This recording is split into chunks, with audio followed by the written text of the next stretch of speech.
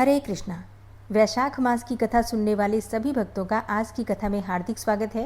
भगवान श्री कृष्ण आपकी समस्त मनोकामनाओं को पूर्ण करें। दोस्तों, आज है 7 अप्रैल 2026, दिन है मंगलवार और आज वैशाख मास की कृष्ण पक्ष की पंचमी तिथि है। सूर्योदय काल सुबह 6:05 पर और सूर्यास्त होगा शाम को 6:42 पर। ब्रह्म मुहूर्त सुबह 4 बजे से 5 बजे तक और अभिजीत मुहूर्त है सुबह 11:58 से दोपहर 12:48 तक और राहु काल दोपहर 3:33 से शाम को 5:07 तक। तो आज 7 अप्रैल के ये सभी मुहूर्त हैं। आप अपनी सुविधा के अनुसार इनका प्रयोग कर सकते हैं। ईश्वर की कृपा की प्राप्ति के लिए सबसे आवश्यक है किसी न किसी नियम का पालन करना। फिर चाहे कोई भी नियम लीजिए, अपनी सुविधा के अनुसार, अपनी इच्छा के अनुसार, और उस नियम का पूरी निष्ठा के साथ पालन कीजिए। निश्चित ही उस छोटे से नियम के द्वारा ही ईश्वर की प्राप्ति हो सकती है, लेकिन शर्त यह है किसी भी प्रकार से वो नियम खंडित ना हो।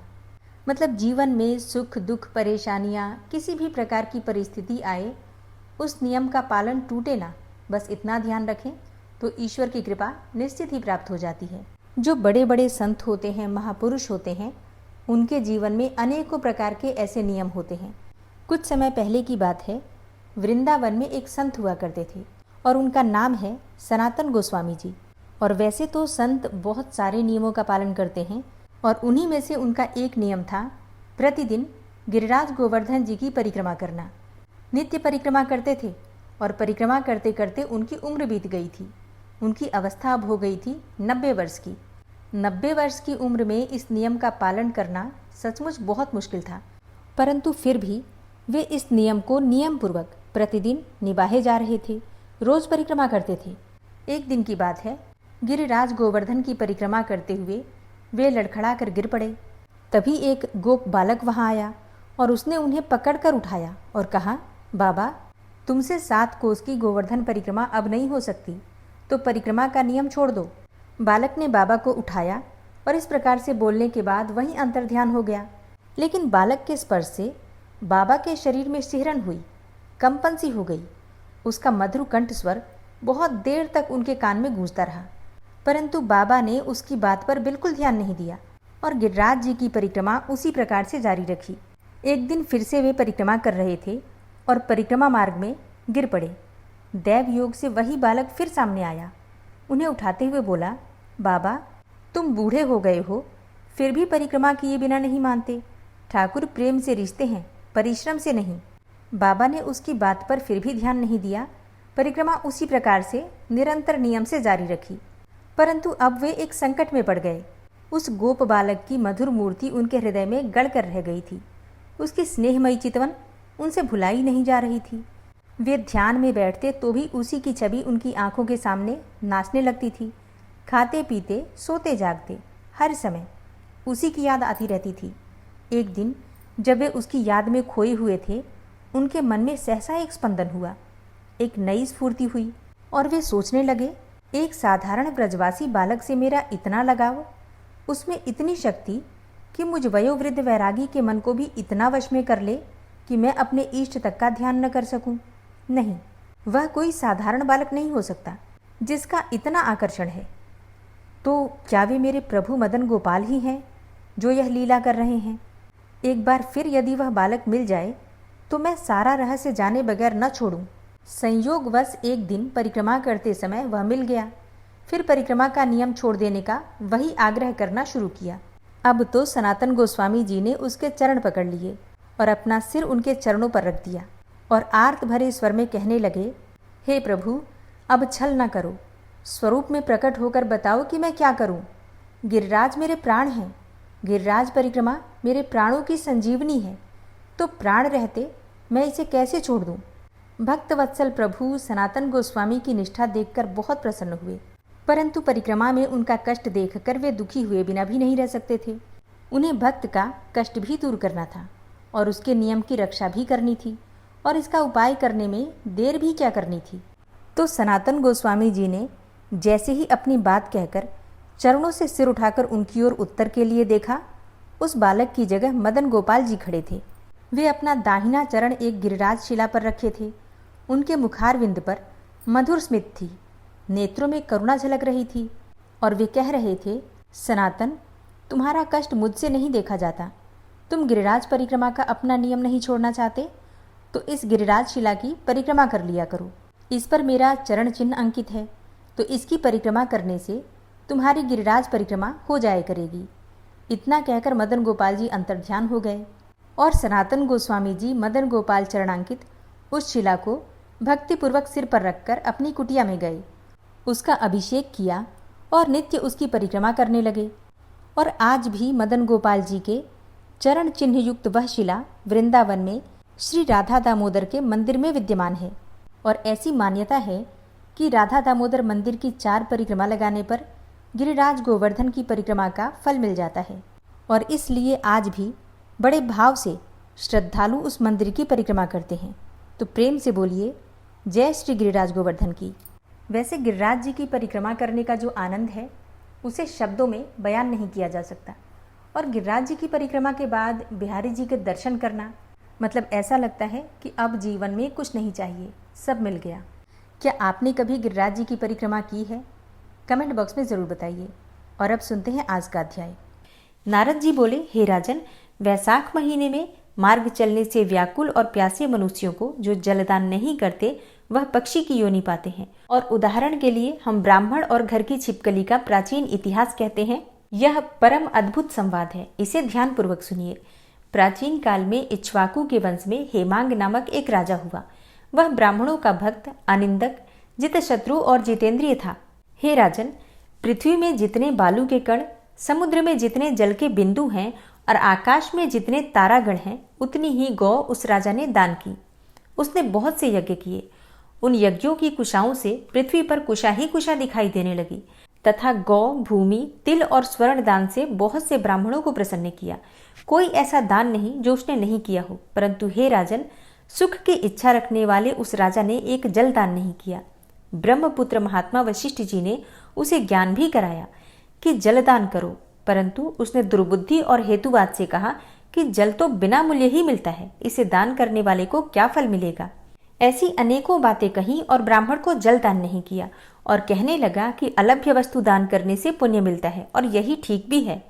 वह राजा लूले, लंगड़े, दरिद्री और जीविकाहीन ब्राह्मणों की सेवा तो करता था, किंतु वेद पाठी, तत्वज्ञानी और ब्रह्मवादियों की पूजा नहीं करता था। वह राजा कहा करता था कि विख्यात ब्राह्मणों की पूजा सेवा तो सभी करते हैं, परंतु अनाथ, बिना पढ़े लिखे, लूले, लंगड़े ब्राह्मण और दरिद्रियों की बड़ी दुर्गति है। अतएव ऐसे ही लोग मेरी दया के पात्र हैं। इस प्रकार वह दुर्बुद्धि कुपात्रों को दान देता रहा। इस महादोष के कारण 3 जन्मों तक उसे चातक की योनि मिली। फिर 1 जन्म गिद्ध बना और 7 जन्म तक कुत्ते की योनि में रहा। फिर हे राजन, वह एक राजा के घर छिपकली की योनि में जाकर रहा। उसका नाम श्रुति कीर्ति था और मिथिलापुरी का राजा था।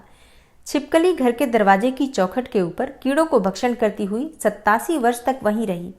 एक दिन दैव योग से मुनियों में श्रेष्ठ श्रुतिदेव नामक ऋषि दोपहर के समय मार्ग से थके मिथिलापति के घर आए। ऋषि को देखकर राजा अत्यंत प्रसन्न होकर सहसा उठकर खड़े होकर बड़े आदर सत्कार से मधुपर्कादि से पूजन करके चरण धोने लगा और चरणोदक को अपने मस्तक पर छिड़का। तब दैव योग से 1 बूंद जल उस छिपकली पर गिर पड़ा। जल की बूंद पड़ते ही उसे ज्ञान हो गया और नाना योनियों में दुखों से दुखित हो ब्राह्मण देवता से हाय हाय कर कहने लगी कि हे ब्राह्मण, मेरी रक्षा करो। एक छिपकली का ऐसा शब्द सुनकर ब्राह्मण को बड़ा आश्चर्य हुआ और कहने लगा, हे गोधा, तू कहाँ है और क्यों विलाप करता है? तेरी यह दशा कैसे हुई? तू देवता है कि पुरुष, या कोई राजा है अथवा ब्राह्मण? हे महाभाग, तू कौन है? कह तो सही, मैं आज ही तेरा उद्धार कर दूंगा। ऋषि की ऐसी बात सुनकर वह राजा महामतिमान श्रुति देव जी से कहने लगा कि हे ब्राह्मण, मेरा जन्म इक्ष्वाकु कुल में हुआ था और मैं वेद शास्त्रों का पूर्ण ज्ञाता था। पृथ्वी में जितने रज के कण हैं, जितने जल के बिंदु हैं, जितने आकाश में तारागण हैं, उतनी ही गौ मैंने दान की। मैंने सभी यज्ञ किए, वापी, कूप और तालाब बनवाए, अनेकों दान किए और धर्मपूर्वक राज्य भी किया, तो भी मेरी ऐसी दुर्गति हुई और मुझे स्वर्ग नहीं मिला। 3 जन्म तक मुझे चातक योनि मिली और 1 जन्म में गिद्ध हुआ। फिर 7 जन्म तक कुत्ते की योनि पाई। अभी यह राजा आपके चरणोदक को छिड़क रहा था, तब 1 बूंद उछलकर मेरे ऊपर आ पड़ी। उसी के पढ़ने से मुझे पूर्व जन्म का स्मरण हो आया और मेरे सब पाप दूर हो गए। हे द्विजवर, 28 जन्म तक मुझे छिपकली की योनि भोगनी पड़ी।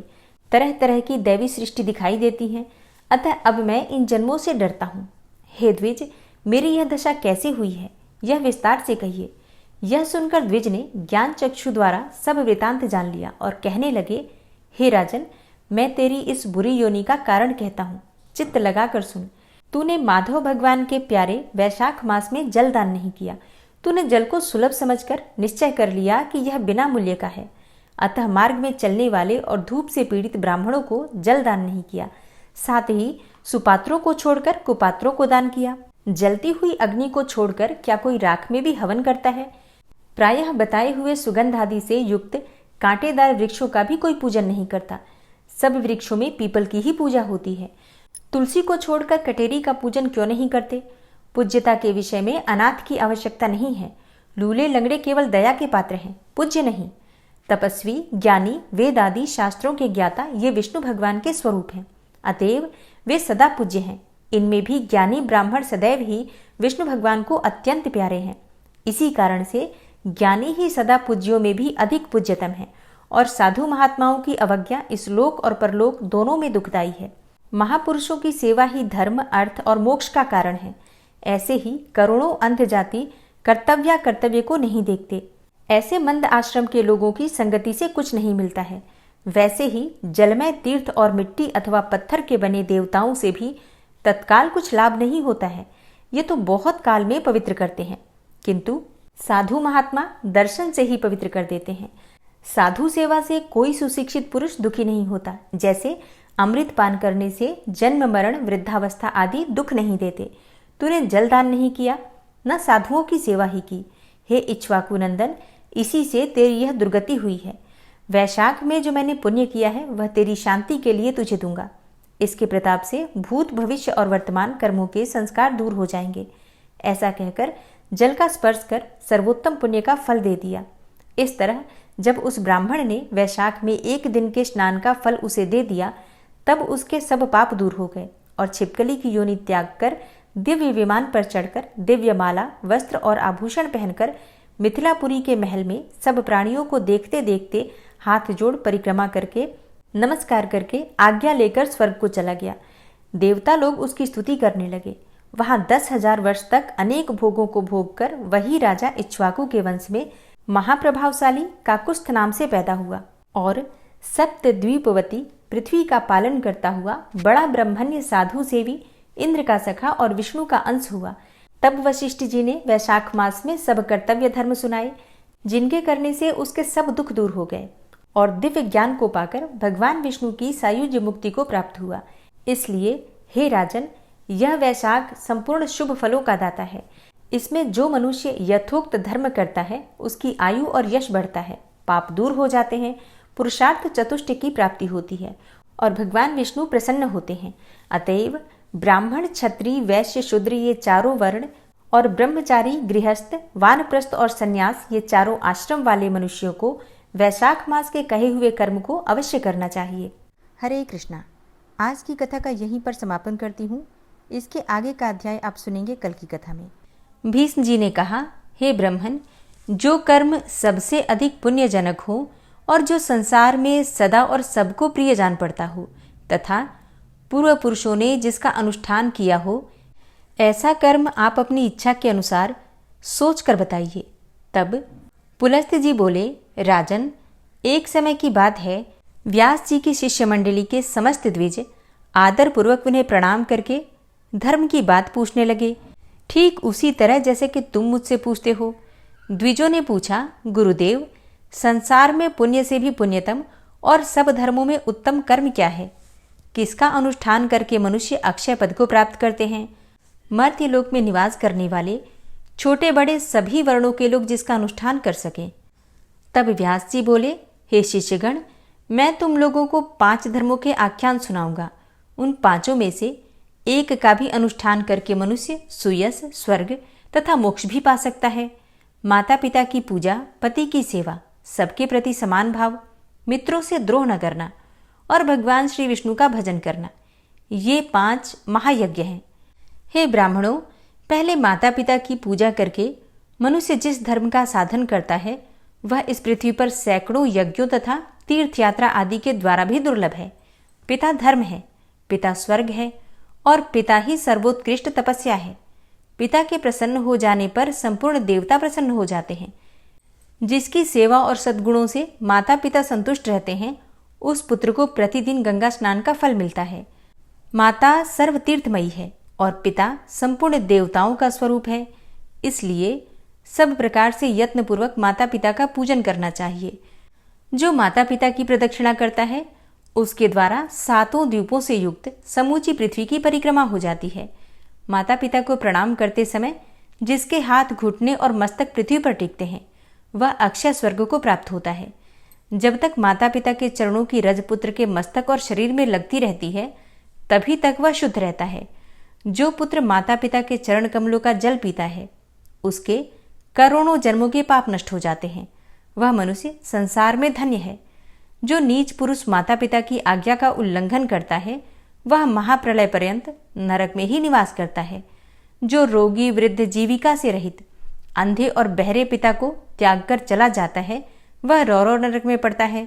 इतना ही नहीं, उसे अंत्यजनों, म्लेच्छों और चांडालों की योनि में जन्म लेना पड़ता है। माता पिता का पालन पोषण न करने से समस्त पुण्यों का नाश हो जाता है। माता पिता की आराधना न करके पुत्र यदि तीर्थ और देवताओं का सेवन भी करें तो उसे उसका फल नहीं मिलता। हे ब्राह्मणों, इस विषय में मैं एक प्राचीन इतिहास कहता हूँ, यत्नपूर्वक उसका श्रवण करो।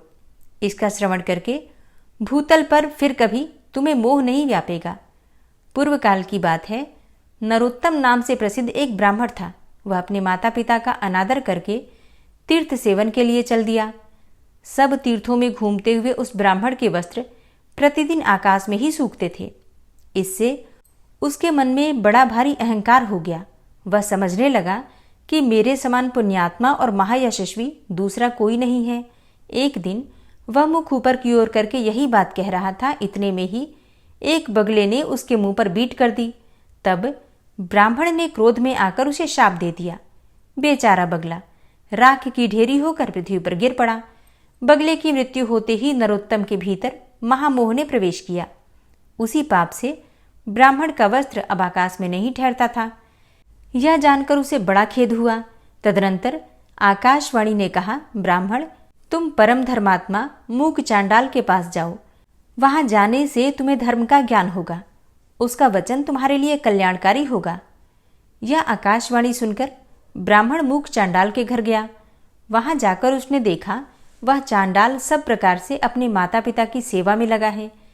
जाड़े के दिन में वह अपने माँ बाप को स्नान के लिए गर्म जल देता, उनके शरीर में तेल मलता, तापने के लिए अंगीठी जलाता, भोजन के पश्चात पान खिलाता और रुईदार कपड़े पहनने को देता था। प्रतिदिन मिष्टान्न भोजन के लिए परोसता और वसंत ऋतु में महुए की सुगंधित माला पहनाता था। इनके सिवा और भी जो भोग सामग्रियां प्राप्त होती उन्हें भी देता और भांति भांति की आवश्यकताएं पूर्ण किया करता था।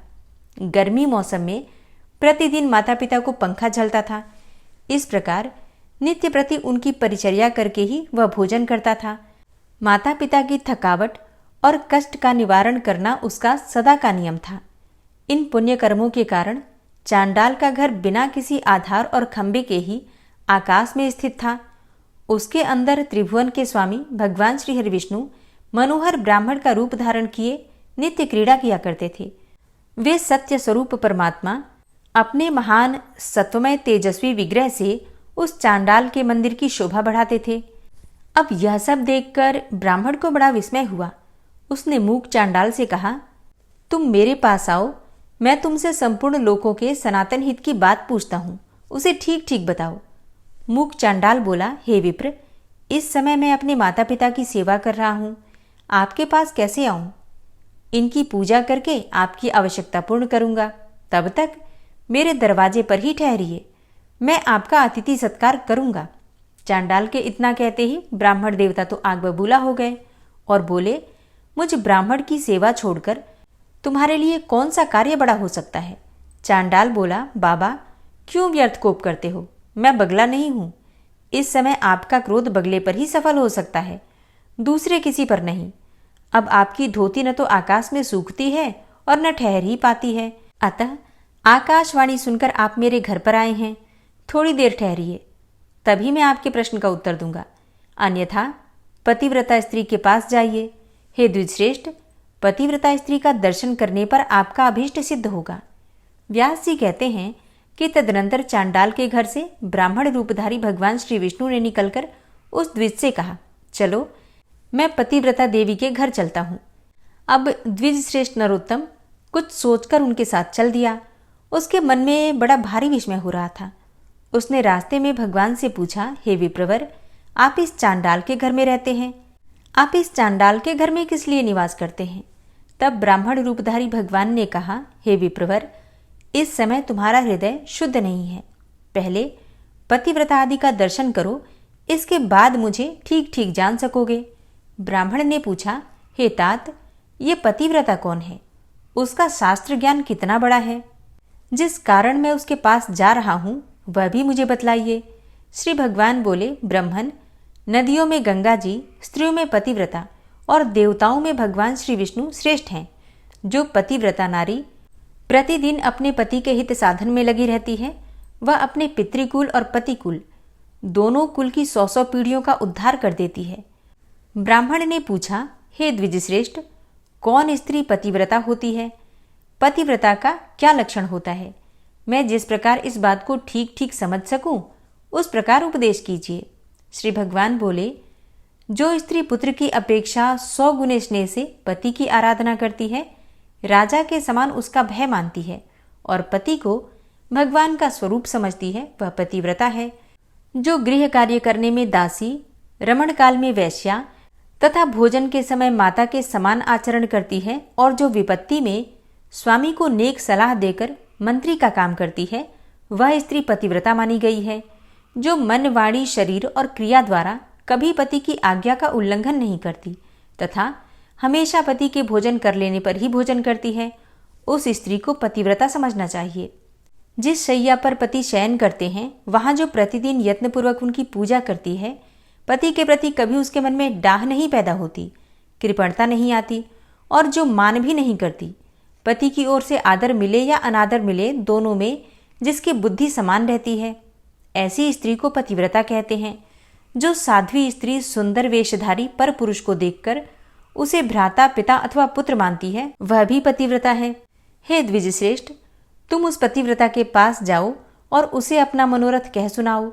उसका नाम है शुभा। वह अत्यंत रूपवती युवती है। उसके हृदय में दया भरी है। वह बड़ी यशस्विनी है।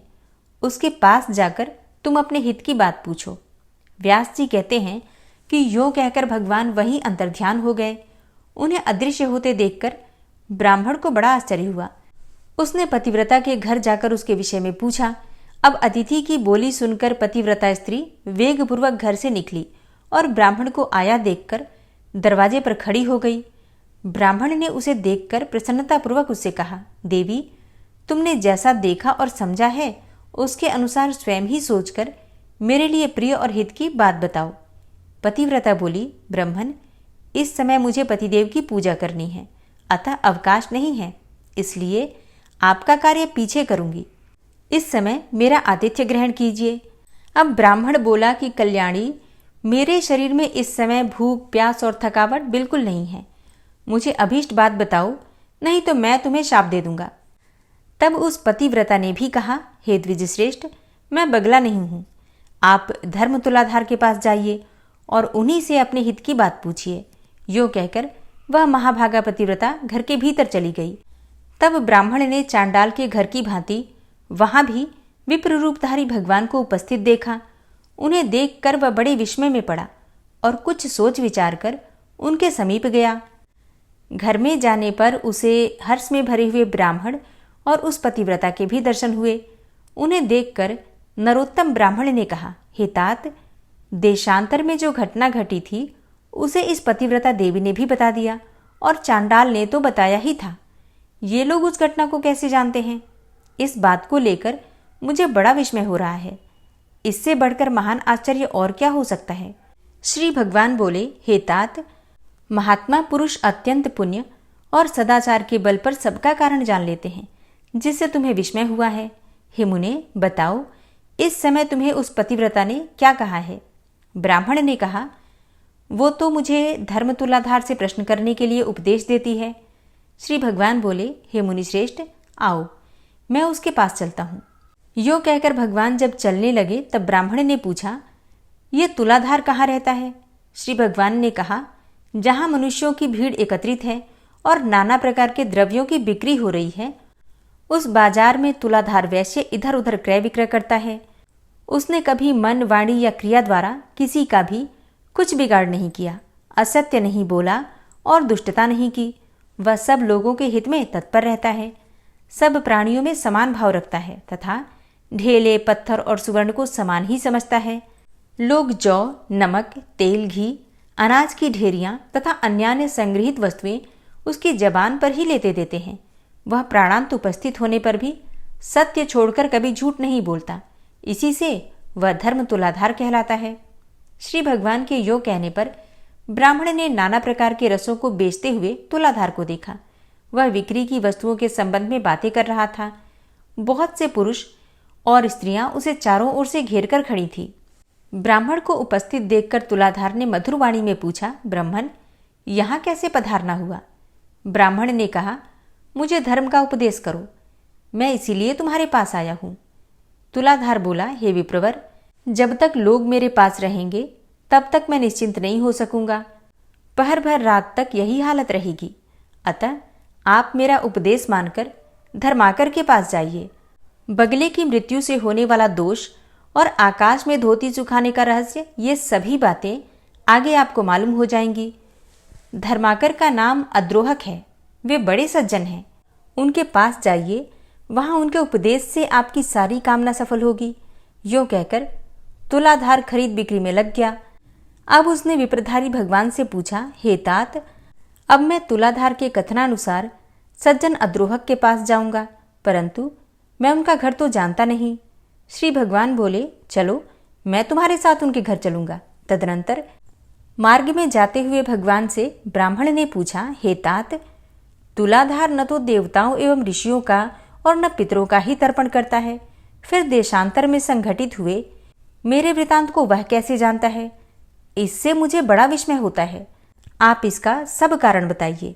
श्री भगवान बोले, हे ब्रह्मन, उसने सत्य और समता से तीनों लोगों को जीत लिया है। इसी से उसके ऊपर पितर, देवता तथा मुनि भी संतुष्ट रहते हैं। धर्मात्मा तुलाधार इन गुणों के कारण ही भूत और भविष्य की सब बातें जानता है। क्योंकि सत्य से बढ़कर दूसरा कोई धर्म और झूठ से बढ़कर दूसरा कोई पाप नहीं है। जो पुरुष पाप से रहित और संभाव में स्थित है, जिसका चित्त शत्रु, मित्र और उदासीन के प्रति समान है, उसके सब पापों का नाश हो जाता है और वह भगवान श्री विष्णु के सायुज्य को प्राप्त होता है। समता धर्म और समता ही उत्कृष्ट तपस्या है।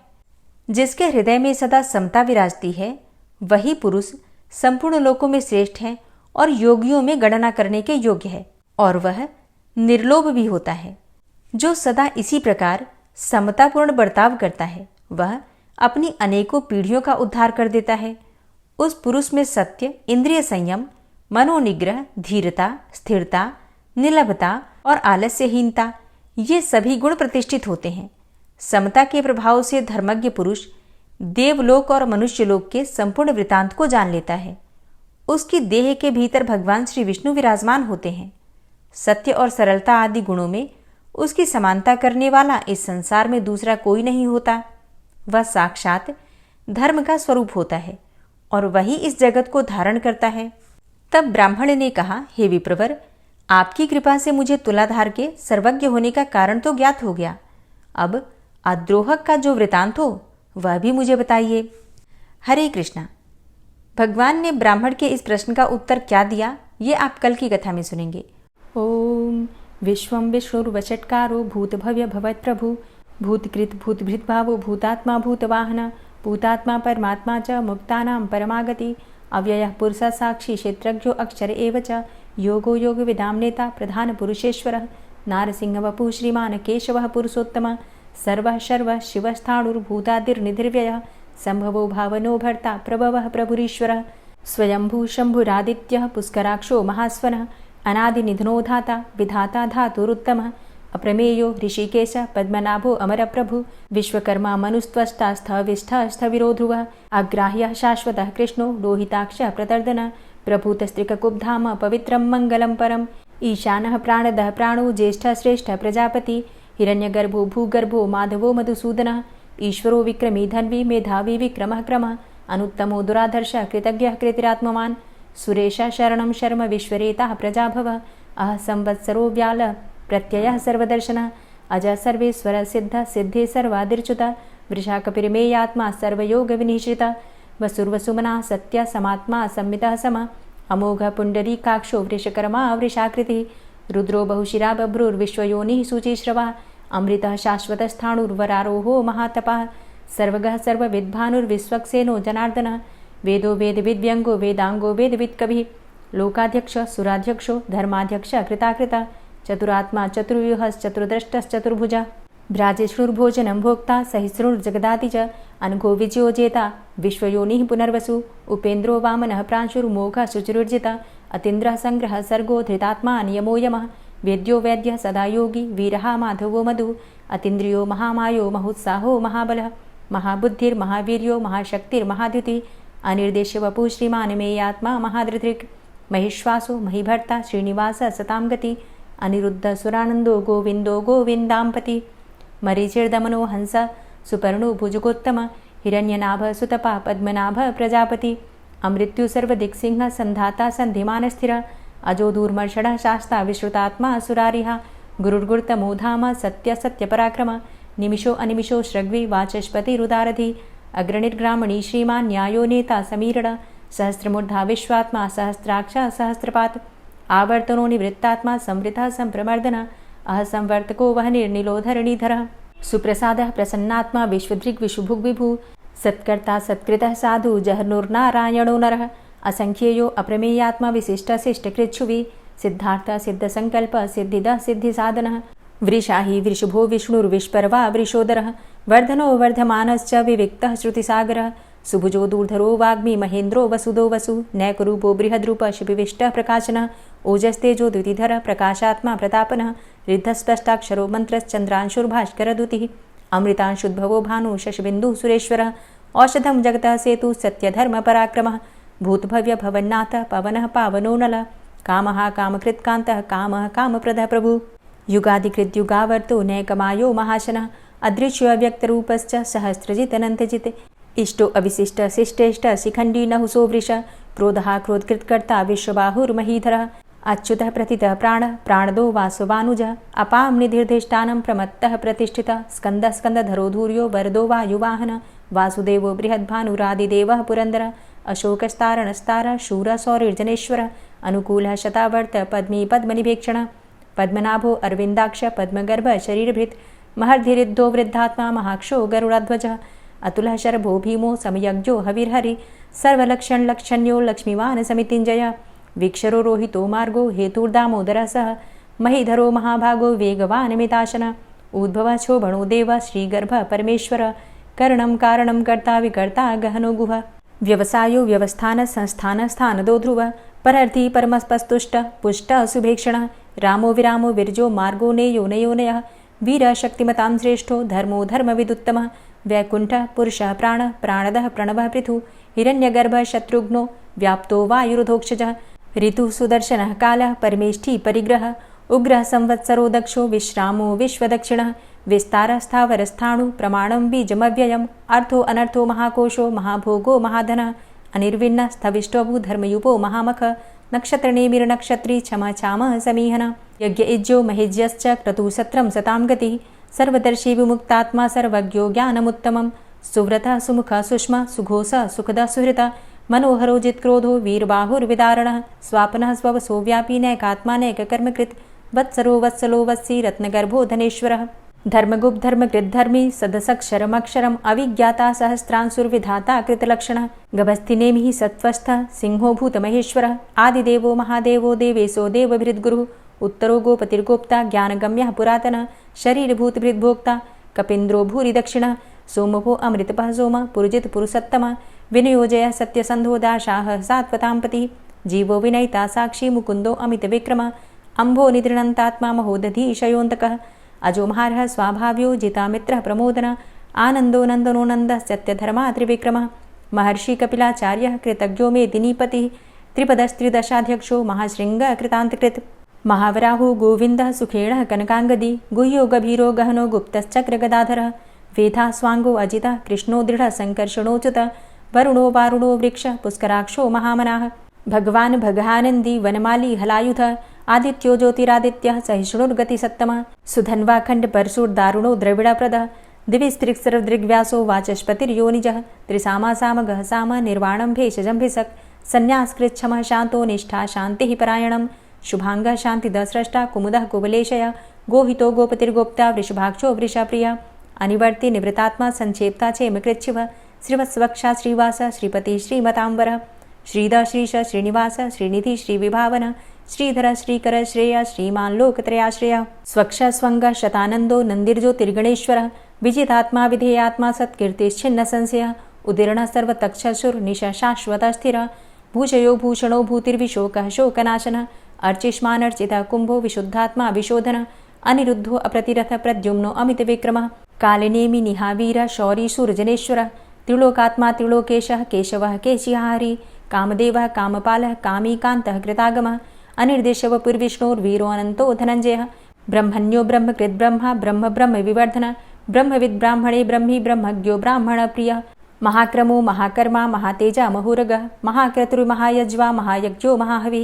स्तव्यः स्तव प्रिय स्तोत्रं स्तुतिस्तोतारण प्रिय पूर्णः पुरैता पुण्य पुण्यकीर्तिर्नामयः मनोजवस्तीर्थकरो वसुरेता वसुप्रद वसुप्रदो वासुदेव वसुर्वसुमनाहवि सद्गतिः सत्कीर्तिः सत्ता सद्भूतिः सत्परायणः शूरसेनो यदुश्रेष्ठः सन्निवासः सुयामुनः भूतावासो वासुदेवः सर्वासु निलयोऽनलः दर्पः दर्पदो दृप्तो दूढरोथा पराजितः विश्वमूर्तिर्महामूर्तिर्दीप्तमूर्तिर्मूर्तिमान् अनेकमूर्तिरव्यक्तः शतमूर्तिः शताननः एको नैकः सवकः किं यत्तत्पदमनुत्तमं लोकबन्धुर्लोकनाथो माधवो भक्तवत्सलः सुवर्णवर्णो हेमांगो वरांगश्चन्दनांगदी वीरः विषमः शून्यो घृताशीरचलश्चलः अमानीमानदो मान्यो लोकस्वामी त्रिलोकदृक् सुमेधा मेधजो धन्यः सत्यमेधाधराधरः तेजोवृषः द्वितिधरः सर्वशस्त्रभृताम्बर प्रग्रहो निग्रहो व्यग्रो नैकशृङ्गो गदाग्रजः चतुर्मूर्तिश्चतुर्बाहुश्चतुर्व्यूहश्चतुर्गति चतुरात्मा चतुर्भावश्चतुर्वेदविदेकपात् समावर्तो अनुवृतात्मा दुर्जयो दुरतिक्रम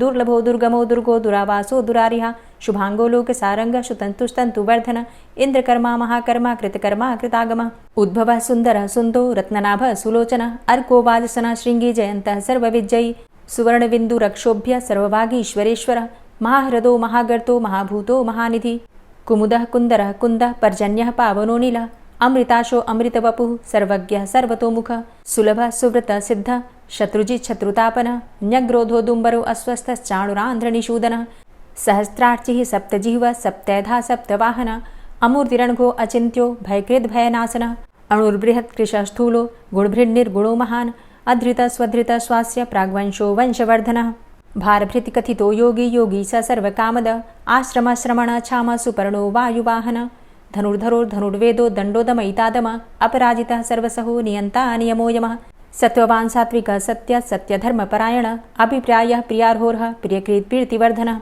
विहाय सगतिर्ज्योति सुरुचिर्हुद्भुग्विभु रविर्विलोचनः सूर्य सविता रविलोचनः अनन्तो हुद्भुग्भोक्ता सुखदो नैकजोग्रज अनिर्विण्ण सदामर्षि लोकाधिष्ठानमद्भुतः सनात सनातन्तमः कपिलः कपिरप्यय स्वस्तिदा स्वस्तिकृत् स्वस्ति स्वस्तिभुक् स्वस्ति दक्षिण रौद्रः कुण्डली चक्रे विक्रम्युर्जितशासन शब्दातिगः शब्दशः शिशिरः शर्वरीकर अक्रूरः पेशलो दक्षो दक्षिणः क्षमिणाम्बर विद्वतमो वितभय पुण्यश्रवणकीर्तन उत्तारणो दुष्कृतिः पुण्यो दुःस्वप्ननाशन वीरः रक्षणः सन्तो जीवनः पर्यवस्थित अनन्तरूपो अनन्तसृर्जितमन्युर्भयापः चतुरष्ट्रो गभीरात्मा विदिशो व्यादिशो दिश अनादिर्भूर्भुवो लक्ष्मीः सुवीरो रुचिराङ्गद जननो जन्मादिर्भीमो भीमपराक्रम आधारनीलयोधाता पुष्पहासः प्रजागर ऊर्ध्वगः सत्पथाचारः प्राणदः प्रणवापण प्रमाणं प्राणनीलयः प्राणभृत् प्राणजीवनः तत्त्वं तत्त्वविदेकात्मा जन्ममृत्यु जरातिग भूर्भुवस्वस्तरुस्तारः सविता प्रपितामह यज्ञो यज्ञपतिर्यज्वा यज्ञाङ्गो यज्ञवाहन यज्ञभृद्यज्ञकृद्यज्ञ यज्ञभुग्यज्ञसाधन यज्ञान्तिकृद्यज्ञ गुह्यमन्यमन्नादेव च आत्मयोनिः स्वयं जातो वैखानः सामगायन देवकी नंदन स्रष्टा क्षितिसः पापनाशनः शंखभृन्नन्दकी चक्री शारंग धन्वा गदाधरः रथांगपाणिरक्षोभ्य सर्वप्रहरणायुध ओम नमः इति। और अब आप सुनेंगे श्री तुलसी चालीसा। श्री तुलसी महारानी करु विनय सिरनाय, जो मम हो संकट विकट दीजे मात नशाय। नमो नमो तुलसी महारानी, महिमा अमित न जाए बखानी। दियो विष्णु तुमको सन्माना, जग में छायो सुयस महाना। विष्णु प्रिया जय जयति भवानी, तिहु लोक की हो सुख खानी। भगवत पूजा करे जो कोई, बिना तुम्हारे सफल न होई। जिन घर तव नहीं होय निवासा, उस घर कर ही विष्णु नहीं बासा। करें सदा जो तव नित सुमिरन, तेहि के काज होय सब पूरन। कार्तिक मास महात्म तुम्हारा, ताको जानत सब संसारा। तव पूजन जो करे कुंवारी, पावे सुंदर वर सुकुमारी। करे जो पूजा नित प्रति नारी, सुख संपत्ति से होय सुखारी। वृद्धा नारी करे जो पूजन, मिले भक्ति होवे पुलकित मन। श्रद्धा से पूजे जो कोई, भवनिधि से तर जावे सोई। कथा भागवत यज्ञ करावे, तुम बिन नहीं सफलता पावे। छायो तब प्रताप जग भारी, ध्यावत तुम्हीं सकल चित धारी। तुम्ही मात यंत्रन तंत्रन में, सकल काज सिद्धि होवे क्षण में। औषधि रूप आप हो माता, सब जग में तव यश विख्याता। देव ऋषि मुनि और तपधारी, करत सदा तव जय जयकारी। वेद पुराणन तव यश गाया, महिमा अगम पार नहीं पाया। नमो नमो जय जय सुख कारणी, नमो नमो जय दुख निवारणी। नमो नमो सुख संपत्ति देनी, नमो नमो अघ काटन चेनी। नमो नमो भक्तन दुख हरणी, नमो नमो दुष्टन मद छेनी। नमो नमो भव पार उतारणी, नमो नमो परलोक सुधारणी। नमो नमो निज भक्त उबारणी, नमो नमो जन काज सवारणी। नमो नमो जय कुमति नशावनी, नमो नमो सब सुख उपजावनी। जयति जयति जय तुलसी माई, ध्याऊं तुमको शीश नवाई। निज जन जानि मोहि अपनाओ, बिगड़े कारज आप बनाओ। करूं विनय मैं मात तुम्हारी, पूर्ण आशा करहु हमारी। शरण चरण कर जोरी मनाऊं, निश दिन तेरे ही गुण गाऊं। करहु मात अब मो पर दाया, निर्मल होए सकल मम काया। मांगू मातु यही बर दीजे, सकल मनोरथ पूर्ण कीजे। जानू नहीं कछु नेम आचारा, क्षमहु मातु अपराध हमारा। 12 मास करे जो पूजा, तासम जग में और नहीं दूजा। प्रथम ही गंगा जल मंगवावे, फिर सुंदर स्नान करावे। चंदन अक्षत पुष्प चढ़ावे, धूप दीप नैवेद्य लगावे।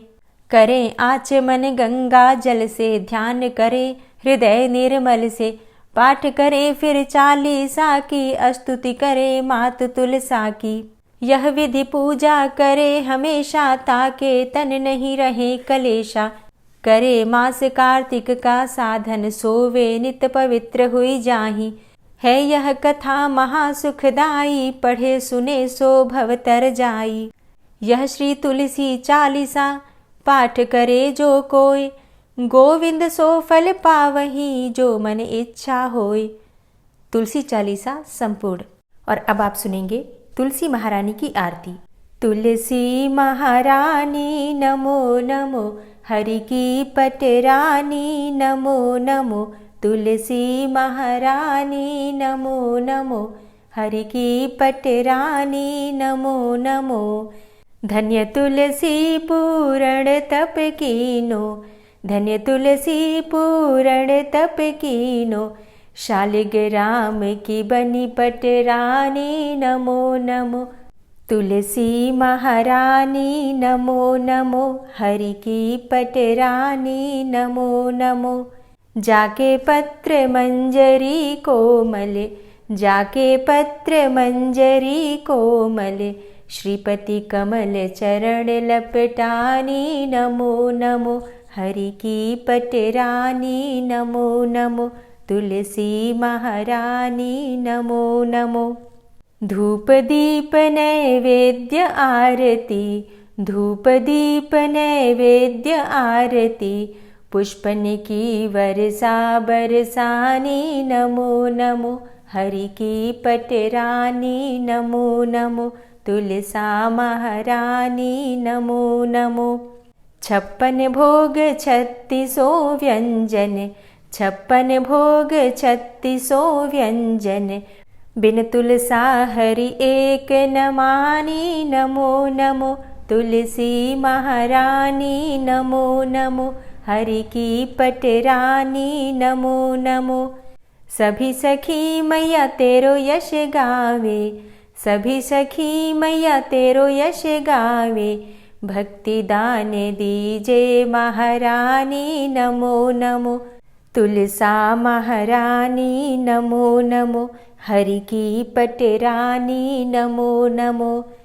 नमो नमो तुलसा महारानी, नमो नमो तुलसी महारानी, तुलसी महारानी नमो नमो, हरि की पटरानी नमो नमो, तुलसी महारानी नमो नमो, हरि की पटरानी नमो नमो।